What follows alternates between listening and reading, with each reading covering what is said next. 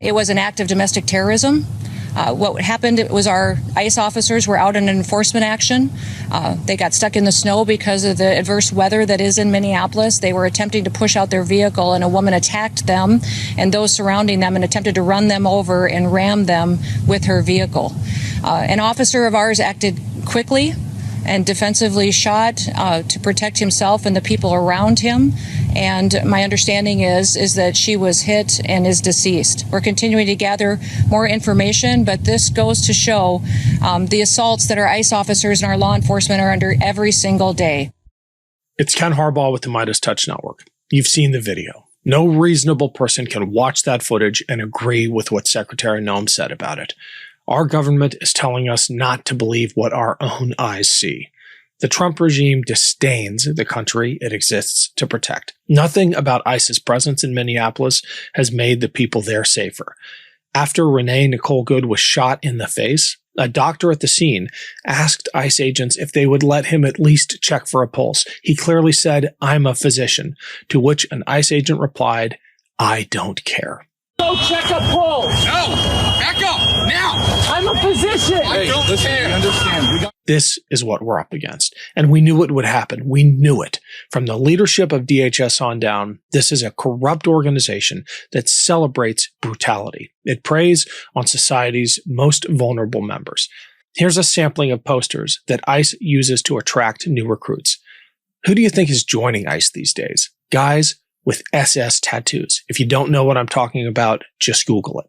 I wanted to talk to a former law enforcement officer about what just happened in Minneapolis. And there's no one I respect more than former Capitol Police Officer Harry Dunn. You remember him as one of the heroes of January 6th, who held the line against the insurrectionists who were trying to kill him and his colleagues, and who later testified about that day during the J6 hearings. His perspective probably won't surprise you. He describes what that ICE agent just did as murder, but it's one you need to hear. Here's me and Officer Harry Dunn. Harry, Officer Dunn, man, it's good to see you again. I wish the circumstances were different, but I really wanted to get your perspective on this. You've seen the video. We've all seen the video. I don't know about you, but the image kept replaying in my mind, and you and I have seen some stuff, right? But this one, I had a visceral reaction to it. And I wanted to talk to you in particular because I thought about how you and your buddies conducted themselves on January 6th, almost 5 years ago to the day, when you had every right to use lethal force against people who were trying to kill you. Yeah. And I'm comparing it with how ICE is behaving today, shooting into a vehicle that I think the analysis is going to show was trying to get out of the situation, not trying to harm an ICE officer. And as a former LEO, I mean, this is something you've got to take personally in some ways. Absolutely. Well, first and foremost, you got to just feel for the life that was lost, and it didn't need to be taken. When you go through law enforcement, your job is to preserve life. And they avoided that. They did the actual opposite. It was murder, and I hate, as an officer, listen, I get what people say. I understand what people say. I hate, well, let's wait till all the facts come out. Well, we saw the facts. We saw it. Everybody saw it. This is a George Floyd moment where it was captured for the entire world to see. A law enforcement officer, a singular one, because only one shot their weapon, murdered somebody in cold blood. And I have a visceral reaction too, because one, I have empathy, which a lot of these people don't have. And second, as a law enforcement officer, your job is to protect and serve. And then maybe these guys are different. They're special agents, Are they really police officers? No police officer should be acting the way that they did. And the point that you mentioned about January 6th, I can't wrap my head around. I saw a comment or a clip from Congressman Wesley Hunt, a Republican, I think from Texas. And Wesley Hunt said, the bottom line is if you comply with these officers, then you won't be shot or something. It's something to that extent. But yet in the same sentence, he criticizes or won't hold Ashley Babbitt accountable. So the mental gymnastic these individuals do to defend their lawlessness is mind-boggling. I really hope this officer who pulled the trigger has a day in court where we are all given the opportunity to hear from him. I hope justice is had for the family of Renee Nicole Good. But I think the trial should really center on the entire department. And you have the secretary herself calling this victim a domestic terrorist. You have her lying behind the seal of the U.S. government, saying the agents were stuck in the snow trying to get out. The video belies all of that. And we are being told as Americans not to believe what our own eyes are seeing. And there's every possibility that they're just going to pin it all on this one officer. They'll probably rally and say he did the right thing. That's what I think they'll do. But the real trial the American people deserve is of the Department of Homeland Security. I agree 100%. And I'm glad that you brought up Kristi Noem, because that's one of the first thoughts that I had yesterday after reading their statement and then doubling down on it and then calling her a domestic terrorist. And I said, I hope that Attorney General, I believe it's still Keith Ellison in the state of Minnesota, will find some type of statute that holds her accountable also. I don't know the law there. And, obviously, Pam Bondi is not going to press any charges. That'll never happen. So it's up to the state, because it did happen in the state. It didn't happen on federal property. It happened in a neighborhood in Minnesota, a small community in Minnesota. And where first of all, they weren't even wanted by Governor Walz. The mayor put it bluntly, get the F out. You're not welcome here. So much that the hotel chains did not want them there. So they went there, like you said earlier, looking for a fight. They are the provokers. They are the agitators.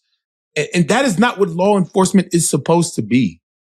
They are going around agitating people, pushing people. They're like bullies. Imagine a scene from a movie where the bullies is just walking through the school, a kid's at his locker and just pressing the kid. Hey, what's in your lunch bag?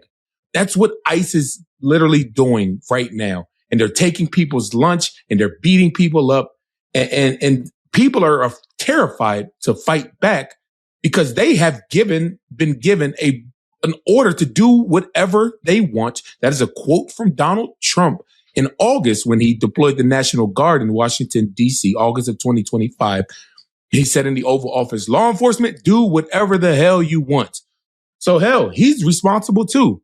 Everybody in this administration is responsible for that woman's death yesterday because they are not doing anything to curtail these out of control ICE agents. I'm of the fact that we should abolish it. We should abolish ICE, Immigration, Customs, and Enforcement. And, I mean, hell, they abolished USAID. They abolished the Department of Education. They're abolishing vaccines and everything. Look, abolish ICE while you're at it too. And you know what? We wouldn't need ICE and all that stuff if we had and this is a whole different topic that we could talk forever on. If we had a clear path to citizenship, make immigrants be able to get into the United States without having to wait 15, 20 years they want to become contributing members of our communities. And they are, and they do. So just to make a clear pathway to citizenship. But like I said, that's a whole different topic we could talk for hours on. I would love your perspective on the standards. And I know you're not inside ICE. You probably don't have the personnel manual in front of you, but just from what we're seeing from these guys and comparing it to how tough it was to become a Capitol Police officer. Look, I'm comparing it to the training that an 18-year-old private in the Marine Corps gets and the firearms discipline that they have compared to these supposed professionals in ICE. It should outrage all of us that an 18-year-old after boot camp has a better idea of what to do in a situation like this than supposedly professionally trained LEO. How do you think about the type of people being drawn into ICE these days? And we're going to throw up some posters here that the Department of Homeland Security is using for recruitment. Yeah. It's like the kind of stuff from 1940s Germany. I don't want to make the comparison too closely here, but the appeal you wouldn't be far off, though. the appeals to masculinity and warrior ethos and all that crap that doesn't belong in law enforcement. I can understand the appeal in a Marine Corps recruiting poster, Sure. but you guys are supposed to serve and protect. That's your job. We're not on the offense as law enforcement. It's unfortunate that you're on the defense. You are there to react and respond to issues. Now, like a lot of people say, oh, Capitol Police, glorified security guards, whatever. Okay, say whatever you want. We went through the training to be able to do what any and every cop does out on the streets. And that includes learning how to not shoot at a fleeing vehicle. There are times when you can shoot.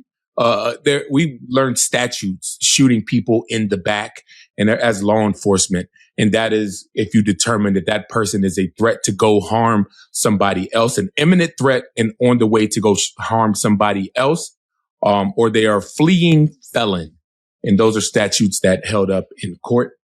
And neither one of those things applied. In fact, when three shots were fired, I believe all three went through the driver's side window.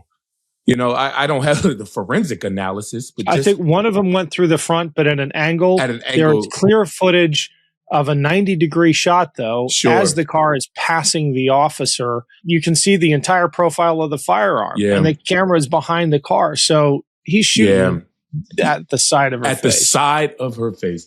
And listen, 100% law enforcement they have to make split-second decisions. Absolutely. And it is very tough. And people are trying to kill law enforcement, and that is unacceptable 100%. Law enforcement should be able to do their jobs safely. That's kind of like an oxymoron, right? Because it's a dangerous job, but without any extra agitation from people that are trying to harm them while they are doing their jobs of protecting and serving. However, what we saw in this video was not law enforcement protected in serving. It was agitating and provoking. And while individuals were running because the woman in the van the car, the SUV was scared for her life. That officer wasn't scared for his. She was scared for hers, which is why she was taking off. So the standard of law enforcement is to protect and serve. But the way we're living in the Washington, D.C. area. I've seen ads for ICE and Customs and Border Patrol, ads on everywhere, on billboards, at bus stops, on metro buses that are driving through the community. And they are promoting, like you said, this masculinity, this warrior mentality that should not apply to law enforcement. Now, obviously, there are situations when law enforcement and you're in a situation where you need to have that warrior mentality. And a lot of times in law enforcement, those are the days you don't want. You don't want to be walking around like that. You want quiet days. You want boring days. You want just giving somebody a warning for rolling through a stop sign. That's what you want as a law enforcement officer. Anytime you have to have that warrior mentality, it's probably one of the worst days of your life as a law enforcement officer. It's not something that you should be out there seeking, which appears a lot of these ICE agents are doing. And it's very unfortunate. Well, Harry, this is exactly why I wanted to talk to you today. I really appreciate your wisdom and your insight. Where can people find you? I know you got a couple of great shows going on. Well, thank you for that, man. No, I host a podcast with my dear friend Allison Gill called Clean Up on Aisle 45. Find that wherever you find your podcast. My Substack, Standing Our Ground, OUR Ground. And on Bluesky, Libra Dunn 1. Great. Harry, we'll put the links in the show notes. Great having you. Thanks, Ken. Love this video? Support independent media and unlock exclusive content, ad-free videos, and custom emojis by becoming a paid member of our YouTube channel today. You can also gift memberships to others. Let's keep growing together.